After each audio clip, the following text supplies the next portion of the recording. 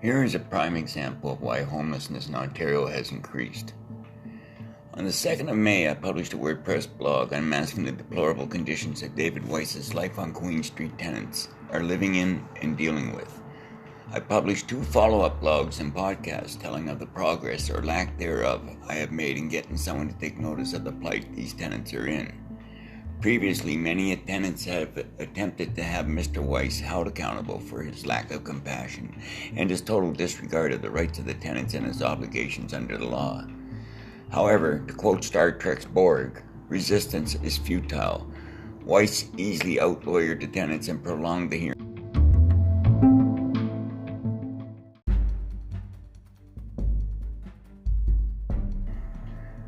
I wrote to members of all 3 levels of government, knowing beforehand that the majority of such would pass the buck, as municipal and federal governments cannot interfere with the provincial government agency.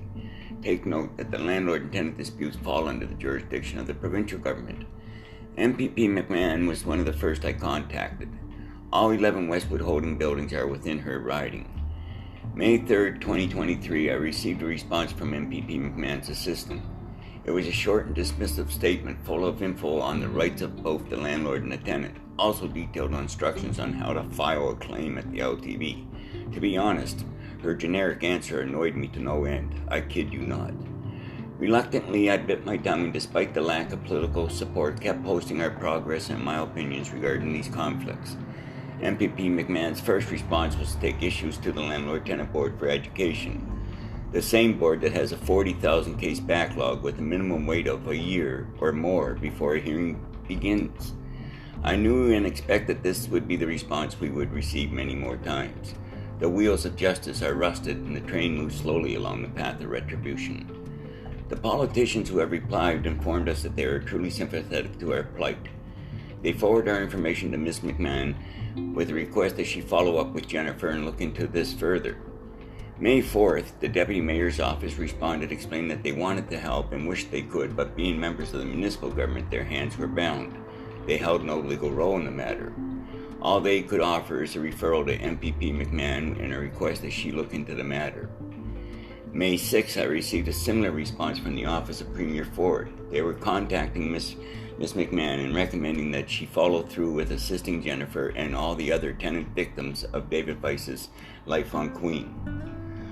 On May 9th, we received a more personal message from McMahon's assistants to inform us that we would hear from her within 48 hours. A complete turnaround from her previous email, obviously fueled by the nudge from the office of the Deputy Mayor. Thankfully, we did not hold our breath waiting for the second call to take place. Jennifer waited patiently for the callback. Me, not so much. We knew that patience is a must. That in government language, ASAP meant we may be waiting for quite a while. Meanwhile, I contacted the Prime Minister's office and explained the situation as I had with everyone else. Immediately, I received a pleasant email informing us that they were contacting MPP McMahon and in addition passing the information I submitted to the Honourable Steve Clark, Minister of Municipal Affairs and Housing. 10 days that I persisted on my quest to get these tenants the assistance they desperately need. 10 days of my reaching out continuously to all levels of government.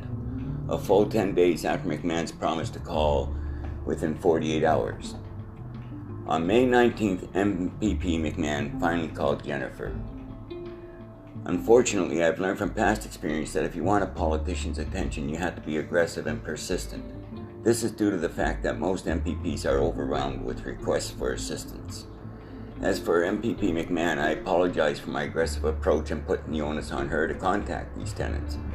With all 3 levels of government asking that she step up to the plate, I wonder if the decision to call a second time was Ms. McMahon's desire, or was she influenced by the pressure of the request from her peers, or by my persistent barrage of calls, emails, blogs, and podcasts.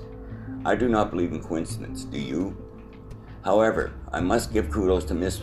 McMahon, as this call would prove to be far more positive and productive than the previous generic response. Now drumroll, please. Lo and behold, MPP McMahon has assured Jennifer that she is now on the case and will be compiling a team to investigate and do what they can. This is great news for the tenants of Life on Queen Apartments. Finally, they feel they are being heard, and now they have hope that in the coming days we will get the truth. When I jump on board a challenge, I commit fully. I'm a politician's worst nightmare. I do so because I can. There are many people who cannot speak out on their own behalf.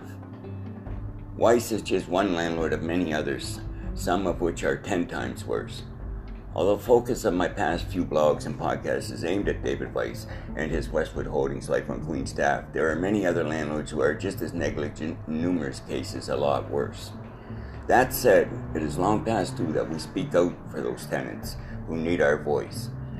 All the news and talk of affordable housing is certainly necessary. However, before we start building new housing solutions, perhaps we should take a good look at the existing landlords, especially those who, like David Weiss, polish up the exterior and common areas of their buildings while the actual apartments are plagued with pests, snow repairs, and illegal evictions. I have no idea if all I have been doing has any bearing on the following, but on Friday, May 19th, Westwood Holdings delivered a written notice to the tenants stating the following. 1. An introduction to yet another new property manager, Tabitha England. 2. An introduction to a new property administrator, Osman Mamadali. And 3. To now pay their rent directly to Life on Queen and not onto the Briar Lane as before. Included in the notice, they state that the tenants should see the new team in their buildings and to introduce themselves to them. Rest assured that David Weiss will showcase his higher-end buildings.